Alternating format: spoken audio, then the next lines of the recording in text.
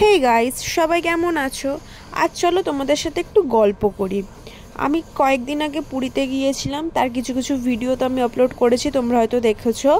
আর আমি এই ভিডিওটা কেন জানি না শর্টসের জন্য আমি লম্বাই আর কি, যেটা সেইভাবে ভিডিওটা করেছি, কিন্তু এতগুলো ভিডিও একদিনে কোনোভাবেই শর্টসে দেওয়া যাচ্ছিল না, তাই এটাকে লং ভিডিওই করলাম। কিন্তু লং ভিডিও করতে গিয়েও তো এর পরের যে ভিডিওগুলো আছে সেগুলো শর্টসের জন্য বানিয়েছিলাম বলে সব তো এরকম সরু সরুই দেখাবে। কি করব, একটু ম্যানেজ করে নিও। আর দেখো, কারণ আমি খুব সুন্দর সুন্দর জায়গাতে গিয়েছিলাম সাইট সিনে, মানে এত ভালো লেগেছে না জায়গাগুলোতে যেতে।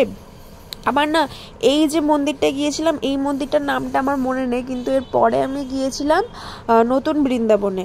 সেটা আমাদের যেতে অনেকটা সন্ধে হয়ে গিয়েছিল বলে আমি প্রপারলি ভিডিওগুলো খুব একটা ভালোভাবে আসেনি আর কি, মানে পিকচার কোয়ালিটিটা অতটা ভালো হয়নি।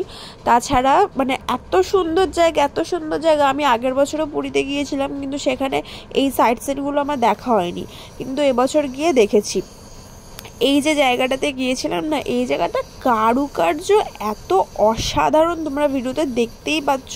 প্রত্যেকটা জায়গা এত নিখুঁতভাবে এরা করেছে। আর এই যে রাম মন্দিরের মতো, রাম মন্দির না মানে রাম সীতার যে একটা মূর্তি রয়েছে এখানে, এটাও এত ভালো দেখতে করেছে, মানে চোখ ভরে যাচ্ছিল, এত সুন্দর জায়গা।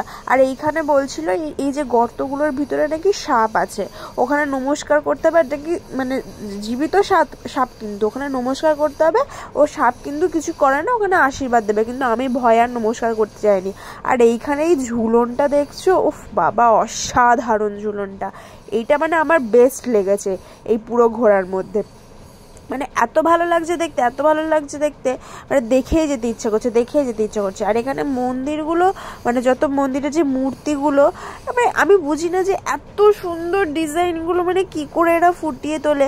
আর এইটা যে কোণারকের চাকার মতো দেখতে, এত ভারী না এই চাকাটা, মানে একবার খুব কষ্ট করে ঘুরে নিলে তারপর কিছুক্ষণ ঘুরবে, কিন্তু বিশাল ভারী। আর এইখানে এই যে রাক্ষস মতো যে মুখটা আছে, তার মুখের ভিতর দিয়ে গিয়ে যা অপরূপ দৃশ্য দেখলাম।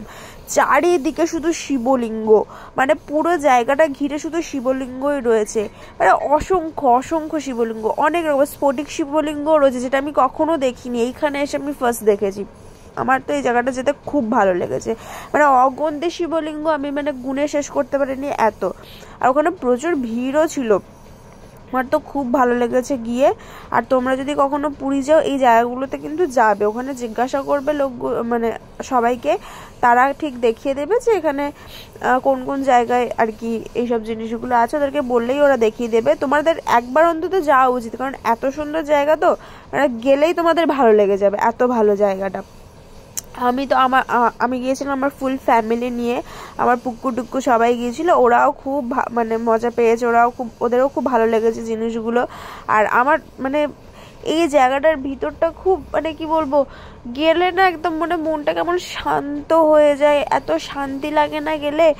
আমার জানি না, এই যে ভিতরটা, মানে এই যে শিবলিঙ্গর এই জায়গাটা বিশেষ করে আমার এই জায়গাটা খুব ভালো লেগেছিল।